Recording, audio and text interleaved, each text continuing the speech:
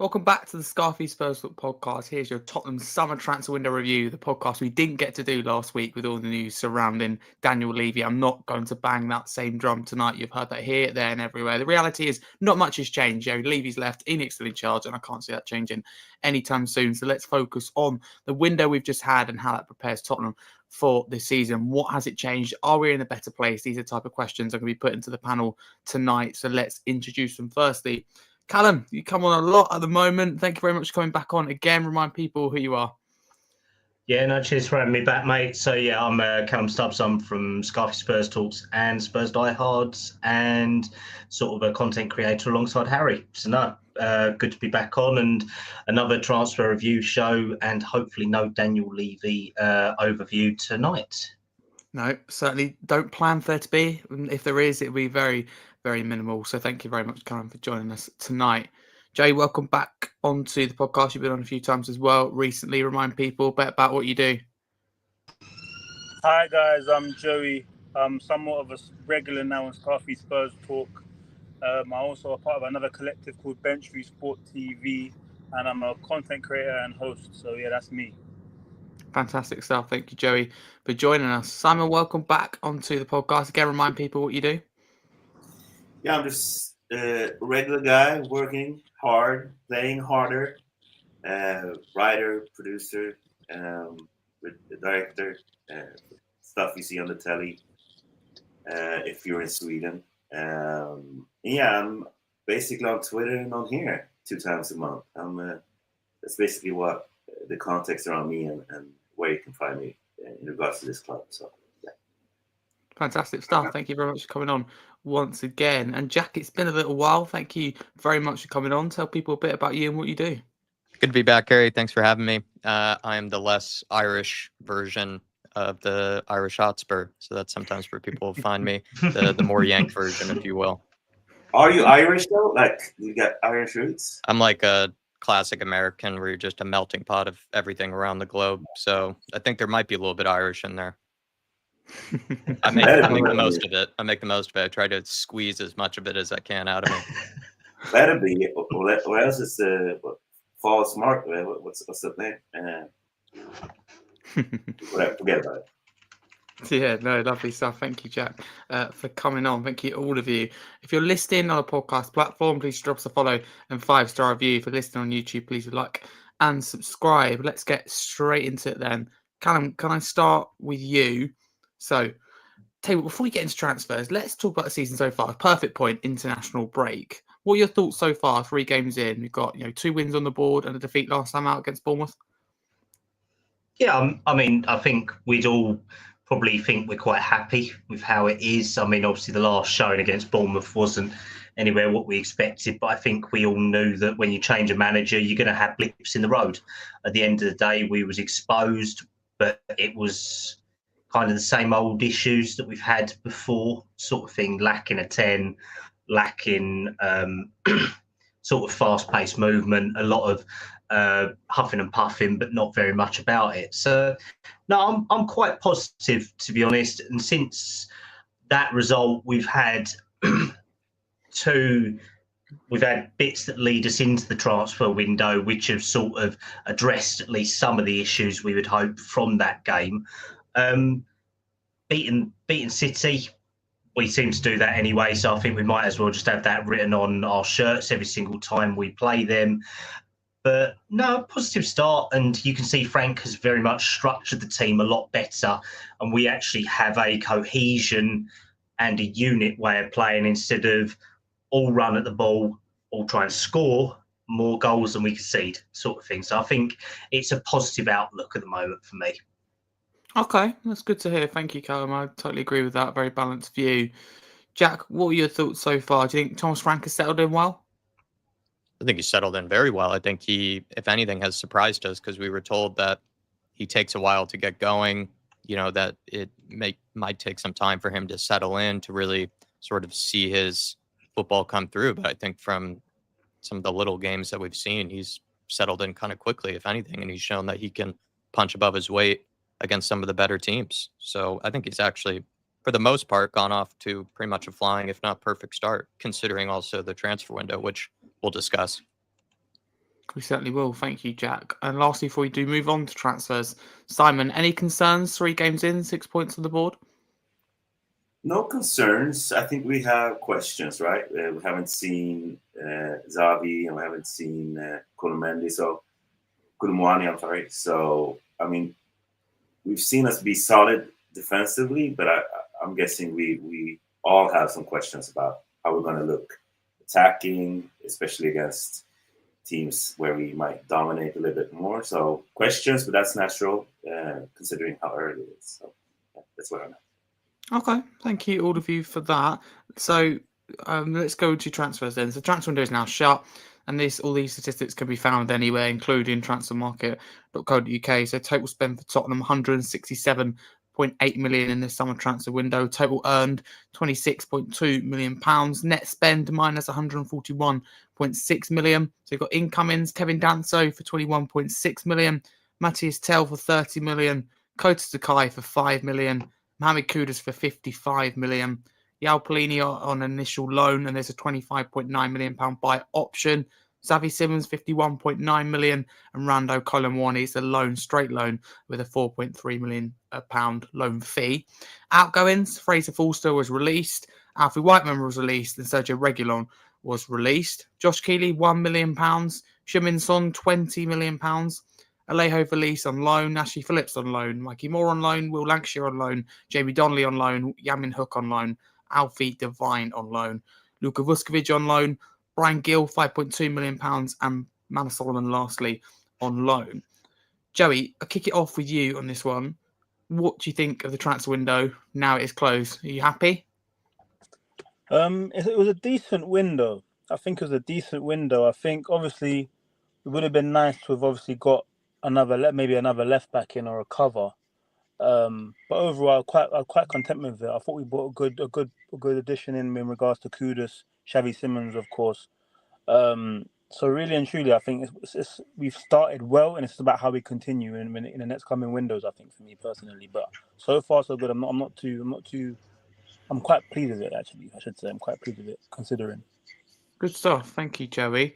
Kallum, come back to you. Are you happy in particular with our recruitment? I know me and you've spoke about this on and off air.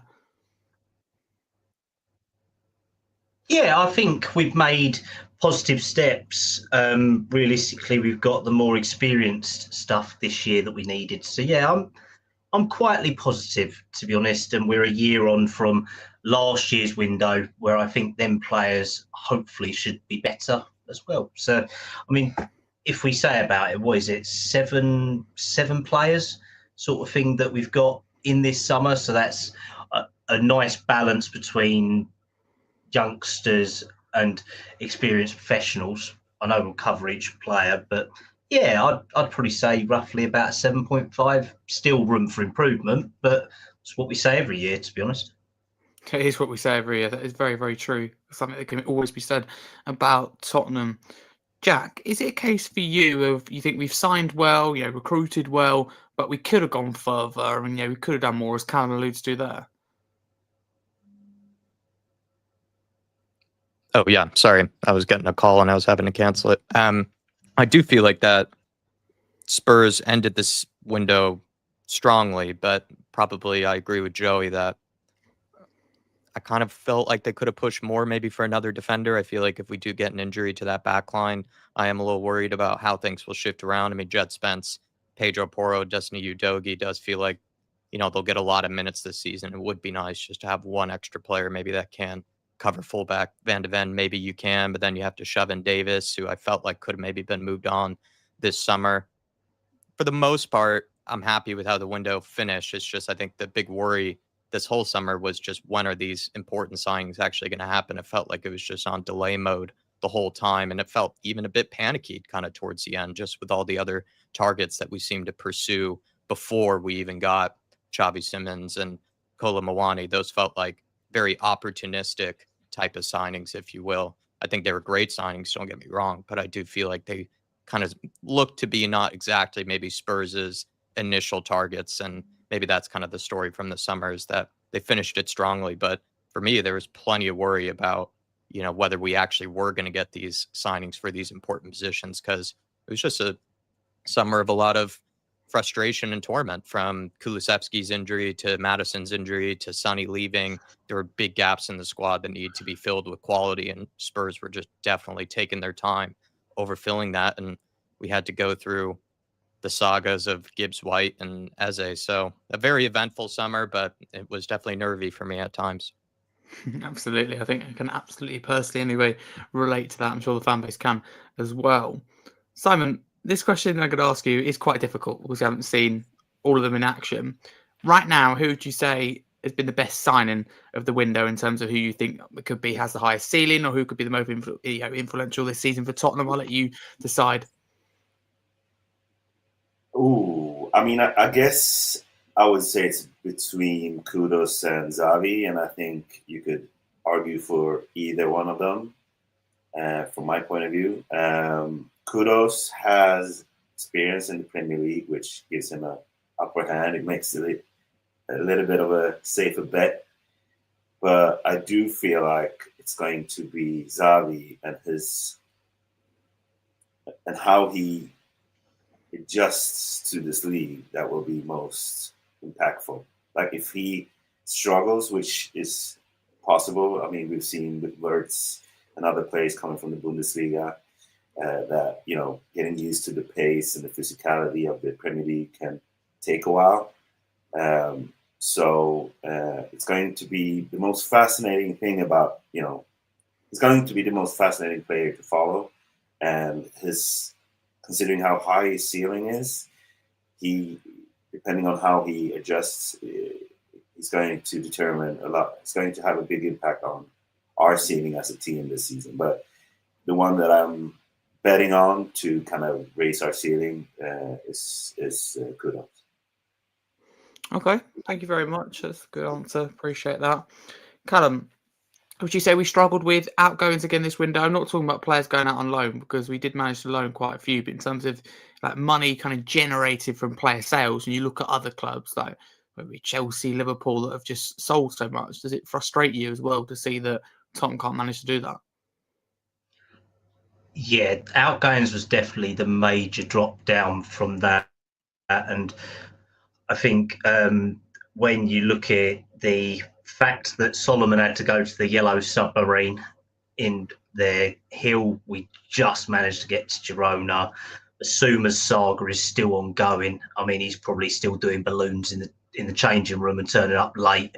He'd be the only person to turn up late to the plane, to be honest, to go. So outgoings was probably the most difficult, and the loans as well. The more I look at them, the more I'm thinking for a few of the young players, were they actually the right choice? I mean, most of them have been there about a month now, and half of them haven't had anywhere near as much game time as I thought they would. So, yeah, I think we've had this problem for a long time, haven't we? We hold on to people too long for sentimental value, to be honest. And who's the last big proper sale we've had apart from Sonny was Kane. Anything else from that has been really, really devalued or poor, or we terminate the contract. So I don't think it's anywhere different to it. And it's not even like Spurs were blocking sales this summer. It was just that people weren't interested. They're just bargain bucket players who have been the second best options in the past that we've bought, and still no one bloody wants them, to be honest. So it doesn't really help us.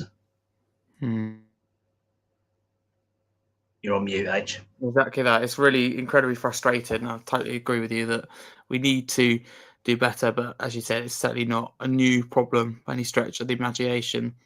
Joey, do you think Tottenham should have gone further in the window and filled more of these gaps that we talk about? The centre-back's one that really annoys me, but I don't want to get too much into it. But, other people look at them and go left back, etc. Could we have done more left winger as well?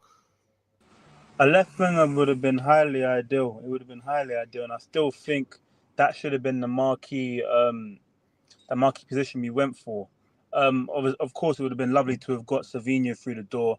I reckon if we could have, if it was possible, as we never know, but pushed about a little bit more in regards to the fee, maybe that would have turned their head a bit. Maybe 80 million would have done something. I don't know, but overall, I think For me personally, left wing would have been ideal. But other than that, yeah, left wing and a left back would have been really, really a 10-10 window. But you know, we can't cry over spilt milk. It's gone and it's been and done now. And I think we got to take the positives from what we did do and getting Kudus, Xavi Simons, Paulinho, number 6, especially through the door. I think was mightily important still as well. So yeah. Thank you, Joey. Appreciate that. Jack, I mean, you're never going to improve, are you, every single position in one window? You're never going to, like, you have a shopping list, if you like. You're never going to tick everything all in those couple of months in the summer. So realistically, do you look at it and go, the club done well, but now it's down to January to have a good window? I think in our squad, it's not as disastrous as it used to be, like under the Steve Hitchen days. Like, it felt like with the Steve Hitchen days, you just like had so many players that we had brought in that didn't really improve the squad that massively, and then ended up just being problems later on when it came to trying to get them out the club so that we can improve. There definitely were areas that we needed to sign high quality players to improve on, especially felt like the forward line. I think the forward line needed a lot of investment to a degree. You could say we got it. I think Mohamed Kudus is probably going to be one of my favorite signings in a while, to be honest. I think I kind of have him lined up as potentially being our player of the season. He just looks so ready to be that talisman or just be that guy that we can depend on to carry us. And we improved massively on that right wing. And then in the creative midfield, that was kind of unfortunately more of a signing that just needed to happen. We still have great players that will eventually come back in Madison and Kulusevski. I kind of agree with Joey that, I don't know, maybe the left wing still feels like it's up for debate. Like, Brennan Johnson, of course, can play there. Odegaard can play there. Matisse Tell can play there. But with the departure now of Sonny, it just feels like there's not really someone that maybe totally stands out as like a fan favorite, as someone that everybody feels like we can rely on week in, week out. I'm a little bit worried if we're going to eventually become a team that is heavily reliant on someone like a Kudus or whatever, because it felt that way under Sonny when Harry Kane had left, that a lot of teams just focused on stopping the left-hand side, kind of left the other sides of the pitch, a bit more open. And I am worried if that's going to happen later down the road this season. But we improved in the number 6 with Paulinho. Keeping or having Danzo come in, has been amazing. I think he's one of the best backup, whatever you want to call it, rotational center back signings we've made in a long time. So there are definitely areas we need to improve in, but for the most part, I think we've done a good job. But it's not as disastrous as it used to be, where we had to improve in every position, essentially. Exactly. Yeah, 100%. Totally agree. Thank you very much, Jack. Simon, would you say this is Tottenham's best window for a long time? And if so, why or why not, if you don't agree? Yeah, I would say so. I think I think Kudos and Xavi in one window is the thing that I'm look at mostly and go, yeah, that, and Kulumani unknown, but still considering that's alone, I'll focus more on the permanent ones. Paulinho as well. I mean, I was skeptical. I'm still a bit. I'm not skeptical, but I had some other choices that I would have rather seen the club make, like going for a different type of profile. But the type of experience that he brings, and considering we're going to play in the Champions League and having that depth when it comes to having a real defensive midfielder is great.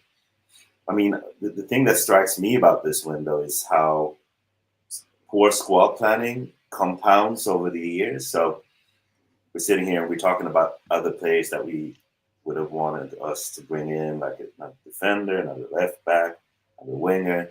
But looking at and I know some fans find this part of the discussion when it comes to the squad a bit boring, but looking at, the fact that we could only register 22 players in Europe, that kind of limited our options, which we saw now with Tell being left out. So for every player we brought in after Xavi, we had to take a player out. And so that issue comes from years and years of poor squad planning, especially when it comes to the academy and bringing through players that we can consider club trained. So this was kind of the last year that we have to kind of wrestle with that issue.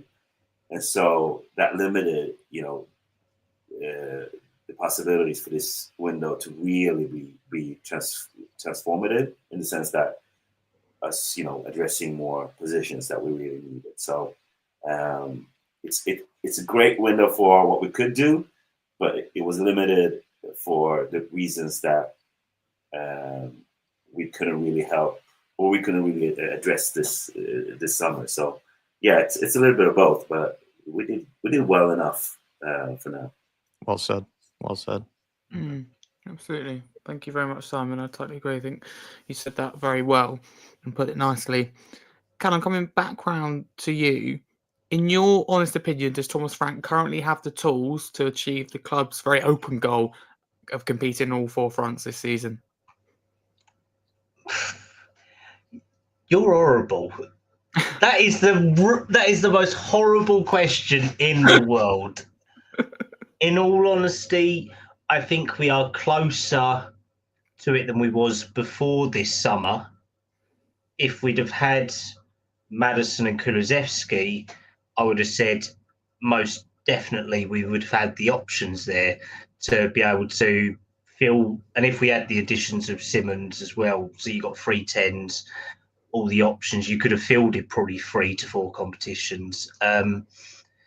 At this stage, I think we've got the good basis to it, but I think a lot of the top 6 don't have squads to field in 4 competitions because we're going to have 60 plus games this year. So I think realistically we are still a few short, but I think we're closer to it than we were before.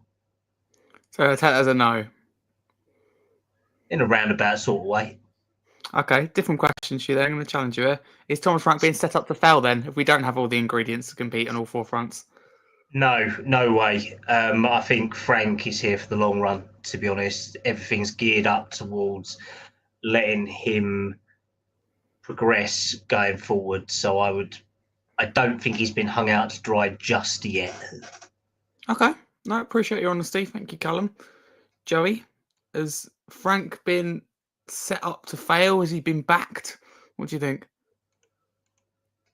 Yeah, I think it's a bit of both, to be honest with you. I genuinely think it's a bit of both. Okay. I think they brought in some nice pieces, but I think overall, we needed a defender. We needed a left winger, and that would have been more so the icing on the cake for me. It would have been nice. Okay, thank you, Joey.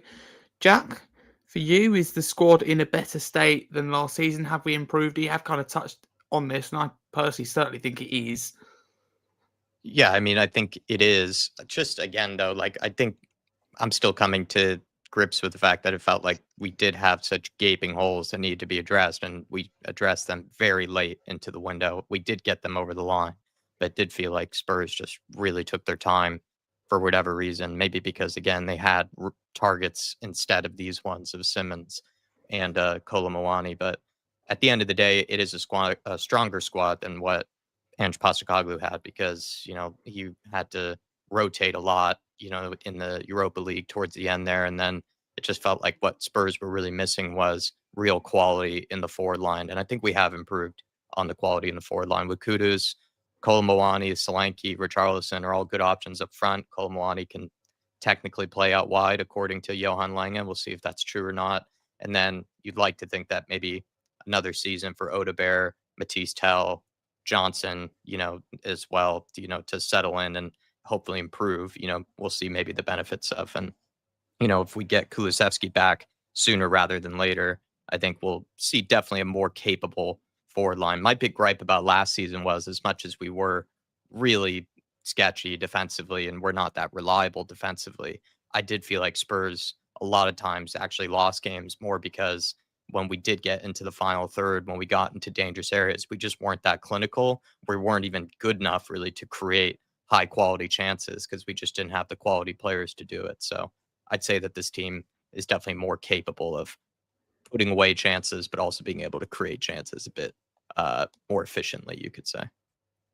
Okay, thank you very much for that. I mean, don't know about you, but I opened Instagram the other day to see that picture of Kulusevski. Was at his knee. I mean, I was not impressed at all. And just going for dinner as well. So thank you, Zaki, for that one. But I hope it's worth it and he comes back soon. But he said himself, 8 to 12 weeks until he'll be back. So fingers crossed he can come back in and hit the ground running, which is very hard to do when you're out, I think, for that period of time. But Jack, can I stick with you? On the flip side, how many gaps are there in this Tottenham team, in your honest opinion, and where are they? Obviously, people would say kind of left wing. Have you got any others maybe for you that you're concerned about that we don't have enough depth or quality in? I mean, I agreed with Joey saying it'd be nice if we did get in another left wing signing, but we do have already so many guys that technically can't play there. So it's just about one of them stepping up, or if none of them step up, then we will have to potentially move on one of those players or send them out on loan. Like, there are 3 options there, but that's where I feel like, there's still a gap, just because I question whether Brennan Johnson can be that creative presence. We know that he can finish off moves, but he's not a guy that can create for others. So that means that we are then heavily reliant on someone like Kudus, someone like Xavi Simons to be creating the chances. And then hopefully Brennan Johnson is there to tap them home. But you sometimes wonder if teams will start to figure that out, kind of like they did, I feel like, last season, where they knew Sonny was going to be the more creative player. They knew Johnson was going to be the one crashing in at the back post. And we did seem a little bit predictable, in my opinion. But I think there's, again, still maybe some question marks about the defense, like not really in the center back areas. I think Dragusin, Danzo, Romero, Van de Ven is fine. I just do wonder, like, injury happens to Pedro Porro. All of a sudden, then it's Jed Spence and Destiny Udogie playing nearly every game. And then you have Ben Davis as, I guess, the default fullback. But I feel like Ben Davis's time as a fullback, especially as a left back, has been toast for the last 3 or 4 years. Brian Mbumo, I remember when Thomas Frank was still the manager at Brentford. I think Brian Mbumo had a brace or a hat trick or something against us, and absolutely roasted the guy. And we've even seen, I think, Crystal Palace, like Jordan Ayew, I remember one year under Ange Postecoglou, was still getting the run in on Ben Davis. And Jordan Ayew is probably as well someone that I feel like is not necessarily a high caliber player, but was giving him a tough time. So probably the fullback areas, I'm just a little bit worried if an injury happens. And then, potentially the forward areas as well. If we were to lose someone like a Kudus, where's that creativity going to come from? Because in my opinion, it's not coming from Johnson.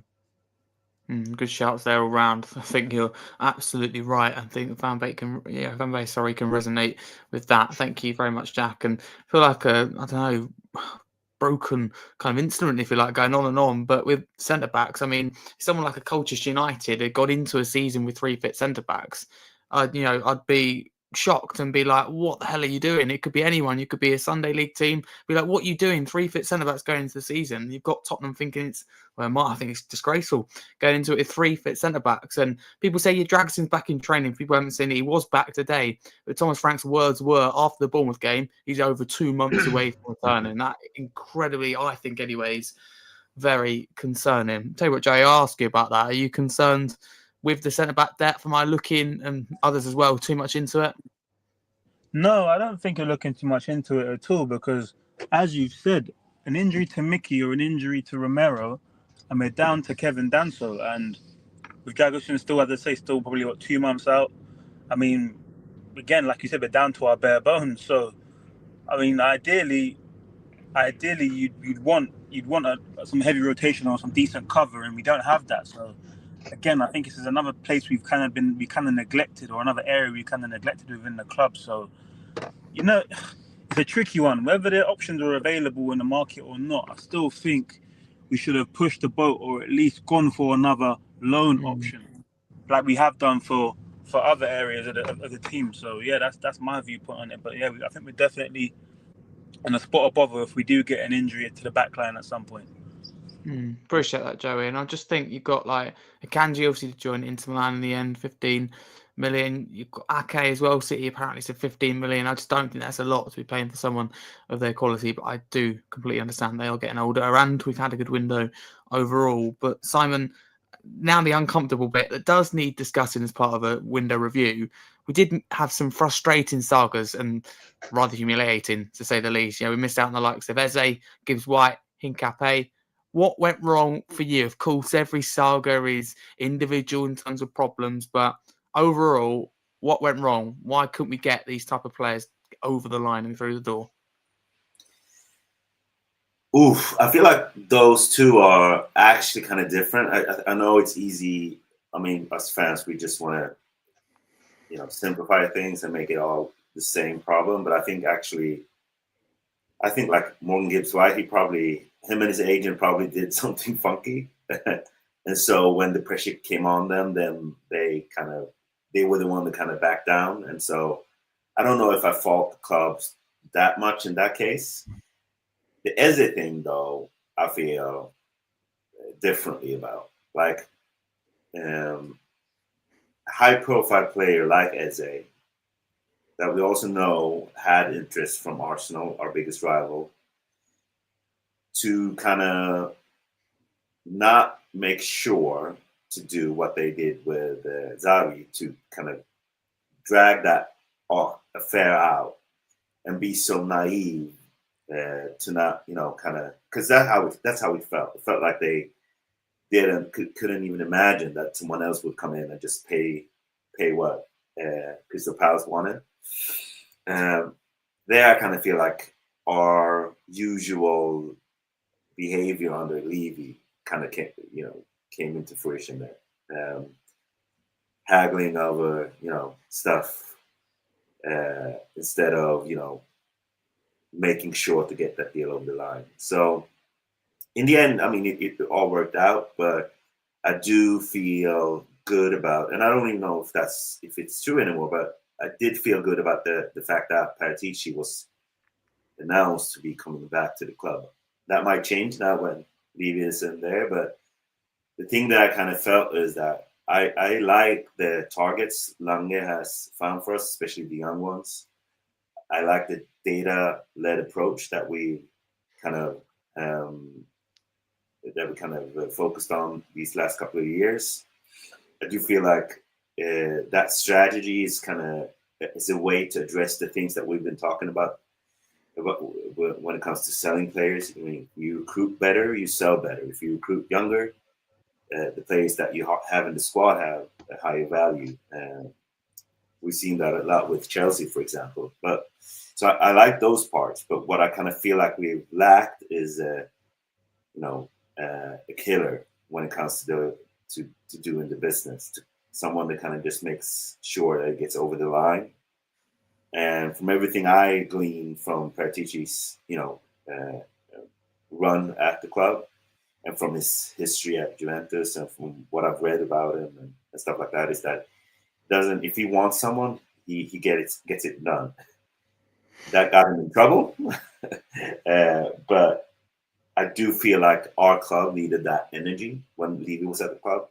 Now let's see if it's different under a new CEO and Levy not being there. But I do feel like sometimes we get too focused on winning the short-term deal instead of the long-term gains that you can get from getting the right player.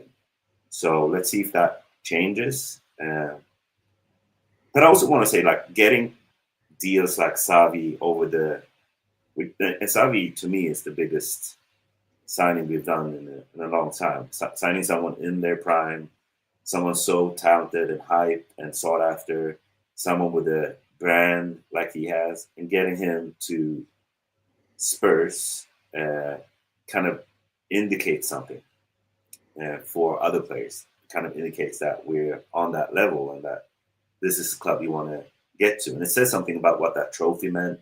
It says something about, the size of this club and the potential it has.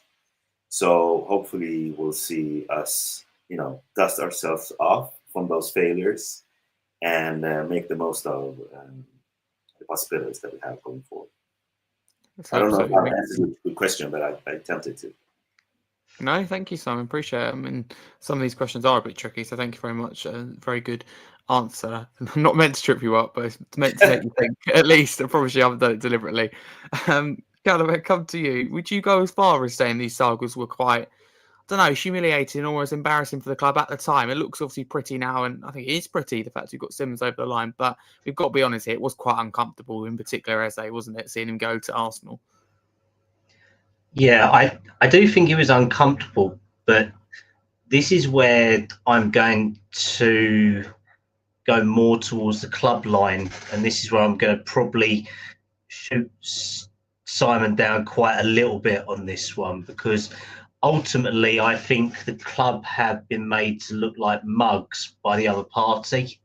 Ultimately, on both of these deals, I think Marinakis, the fact that we put in 2 bids, one of the release clause and then one that was at 65 million, and he blindsided us when we'd already triggered a release clause.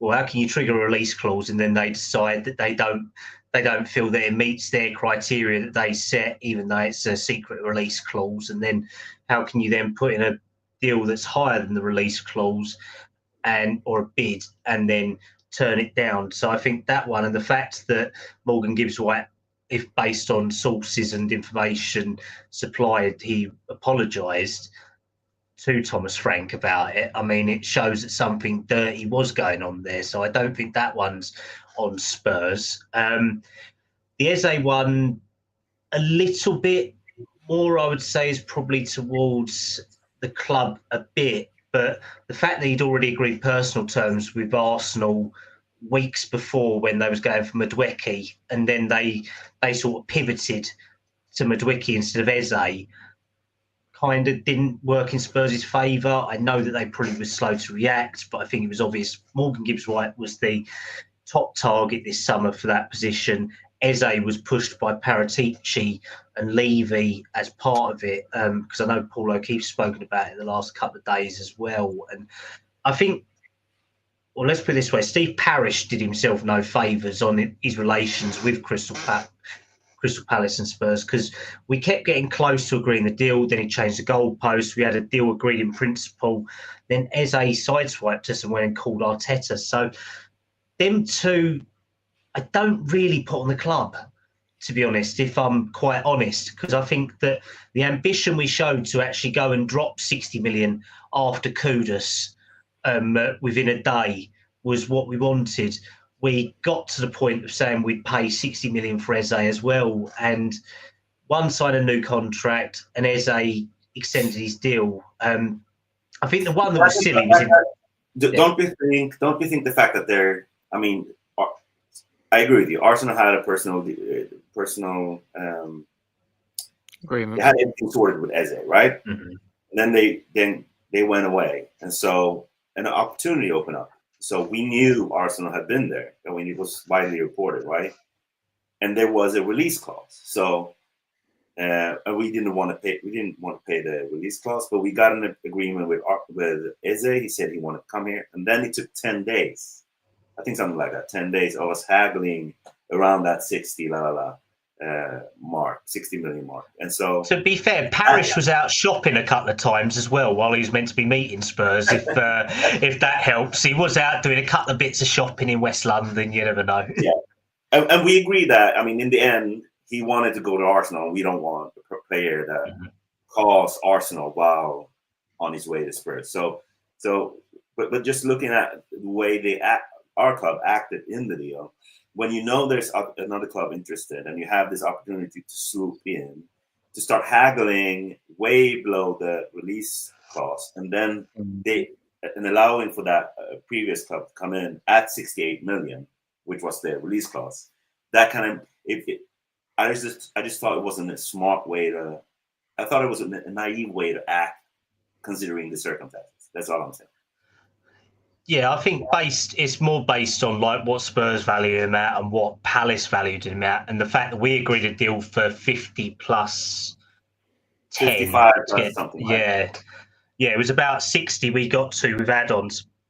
Arsenal came in at 60 plus 8. 68 like you is say, about for a 27-year-old also. Yeah, and I mean, I'm not going to lie, watching Eze the other night in the England game against Andorra, I mean, he looks like an Arsenal player. He looked inconsistent. It didn't help him. So, I mean, I think Eze's one of my favourite players, but the more I think about it and look at it, he's a very inconsistent sort of, he's a special flair player, but that's very few and far between. I think the other one as well, Hincapié, it's like Spurs dodged a bullet there because Leverkusen went, yep, we're willing to deal. Hincapié went, nope, don't want to come to you. Right, fine, bin him off, get rid of him. Simple as that. So that's the sort of quickness we want from Spurs. Not, oh yeah, it all looks nice. We'll agree personal terms with you. We'll then F about with a deal, and that's where you do end up with Eze. At least with Hincapié, we moved quickly away from that. And one thing I'm thinking about now, considering, I mean, look, going back to Harry's question about how these deals falling through have made us look embarrassed and whatever. In some ways, Levy getting fired, and I'd love to hear Joey and Jack on this. Does Levy getting fired kind of wipe this slate clean in some? Because he's the one that was in charge. And we all know he's had this reputation about being difficult and how he does this in deals, making things, going a little bit under, being really tough to negotiate with. In some ways, I feel like whatever happened before might be, wiped clean. Or am I kind of? You'd hope so. You'd hope that they'd be nice enough to wipe the. Yeah. We've still got to see another transfer window, haven't we, realistically? Because this one was still led by Langer and Paratici this summer, working in tandem with each other, and then Levy sort of doing the final sort of sign-off as such. So I think it's still got a long way to go, but at least we've seen that. I think we knew that the change was coming based on everything that people have said about Levy going, and the sort of different areas coming into the club with the different interests of the Lewis family, and you saw the calibre of targets go up, even for the left wing position, looking at Rodgers and Savino as that. We're saying 70, 80 million for it. It shows intent, doesn't it, at least?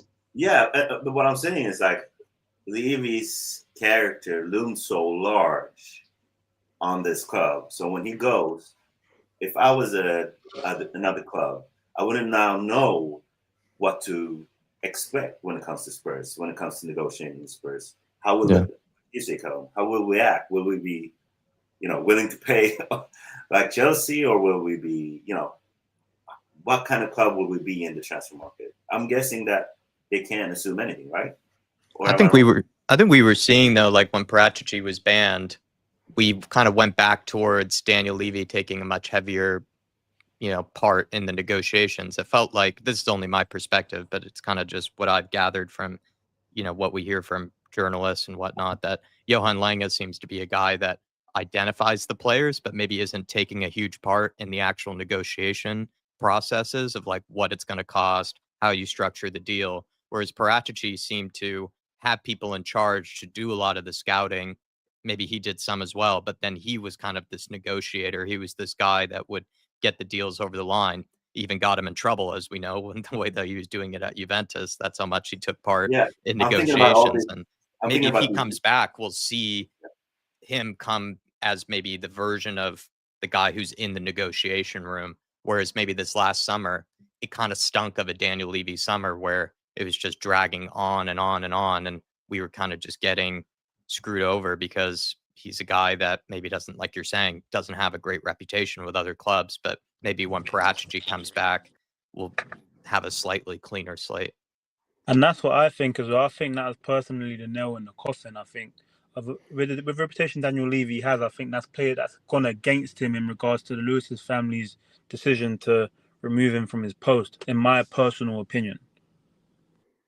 Okay, that's a good shout. Yeah, I thought that was a really interesting part of, I don't know if you guys listened to that Vinny interview, but he said that he was expecting to work with Levy for years to come.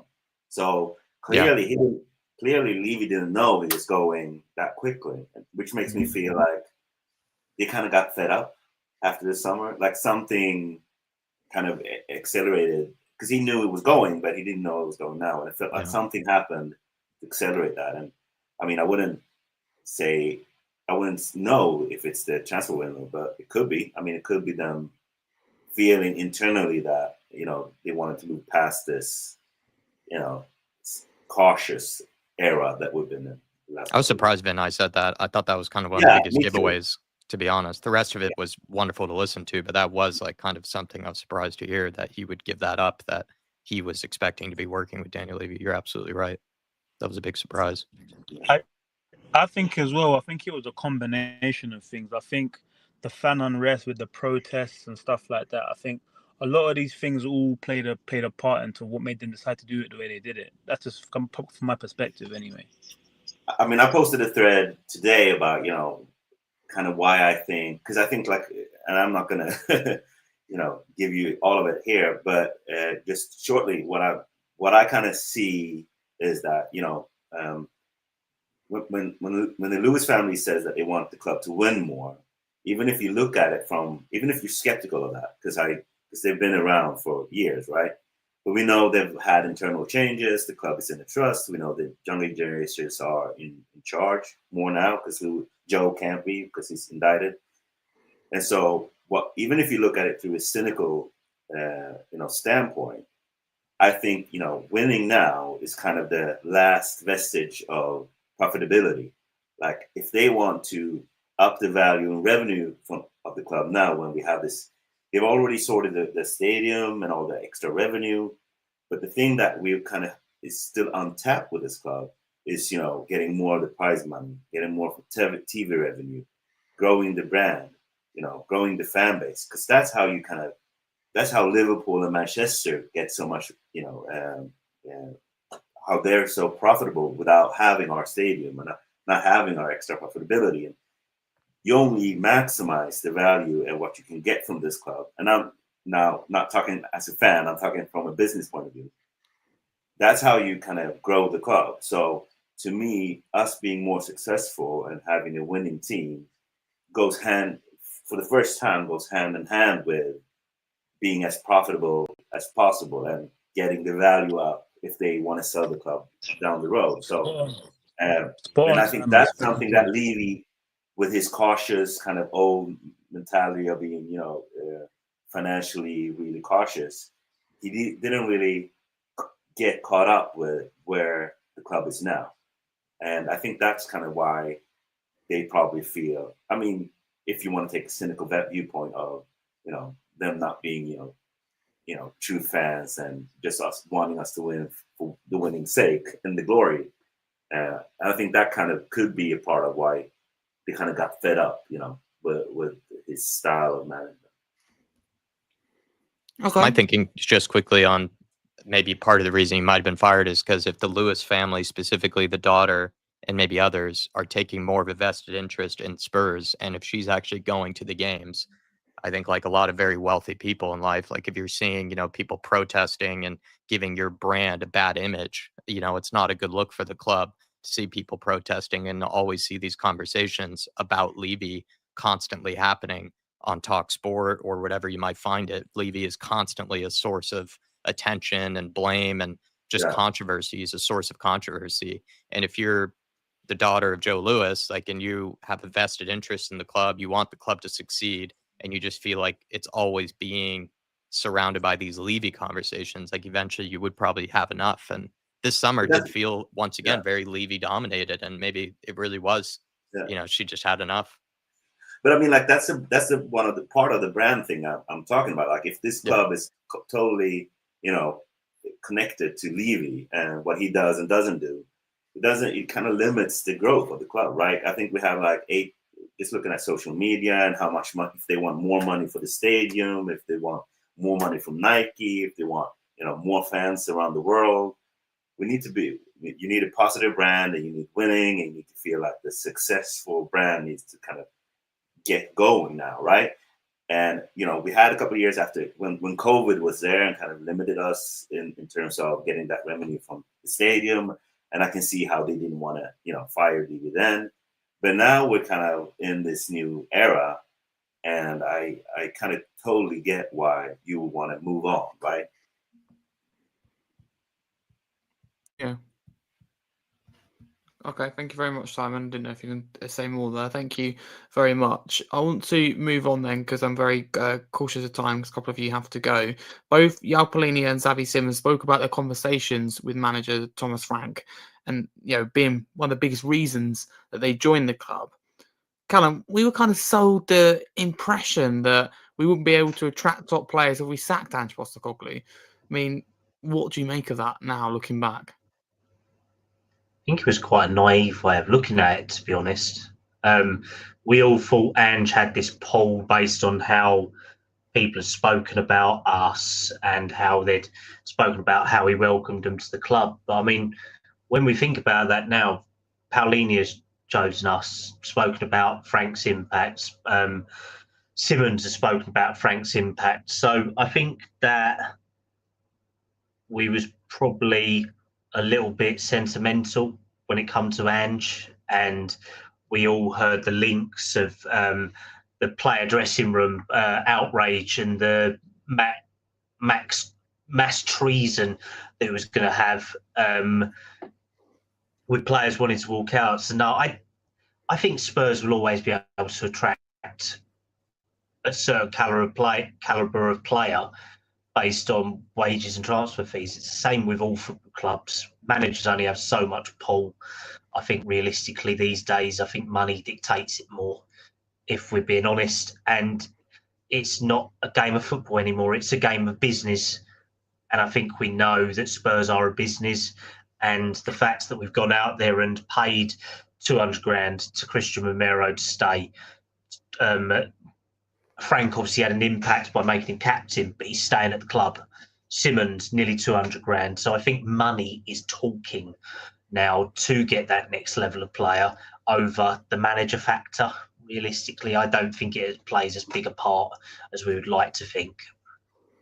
Okay, thank you, Kallum. And Jack, we were also sold the idea that players would force moves out of the club, and that hasn't happened. Would you say that they're both myths? And to be clear, I really do love Postecoglou, and I didn't want him to go at the time.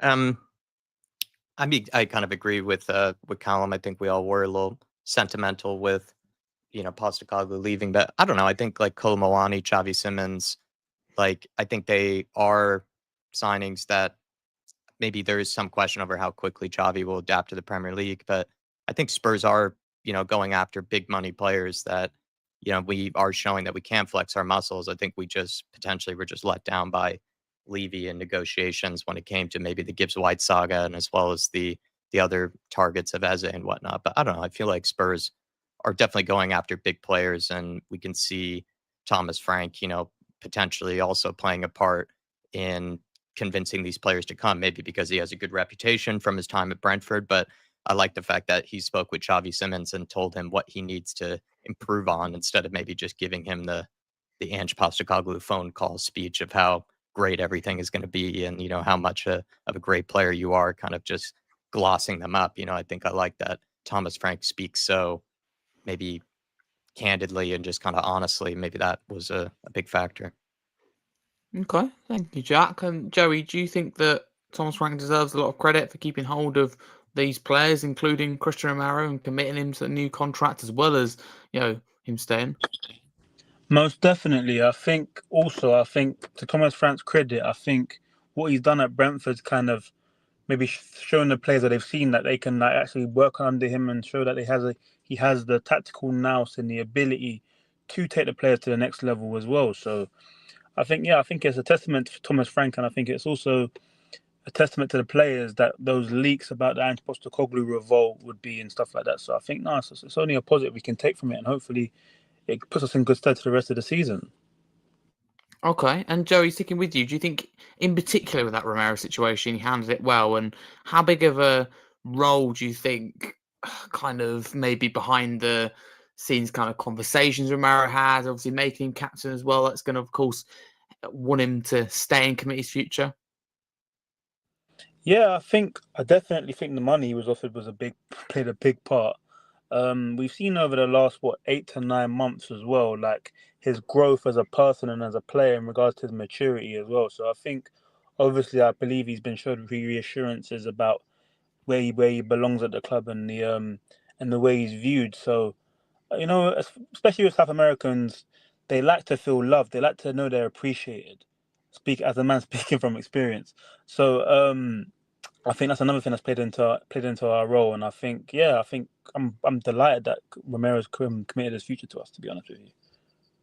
Okay, Thank you very much. And last but not least, going to rate the window. I want to get everyone to rate it out of 10 before we wrap up for today. Kallum, I'll start with you. Obviously, you know the procedure by now. I've asked you several times. 10 is the highest, 0 is the lowest. But I always like to ask, and this will probably be the last time I ask until we get to the January window. But the reason I ask is I think opinions are going to change all the time. And I promise you, the ratings that we give now are going to be different, come the likes of January. So how are you feeling at the moment of the previous summer transfer window that we've just come out of?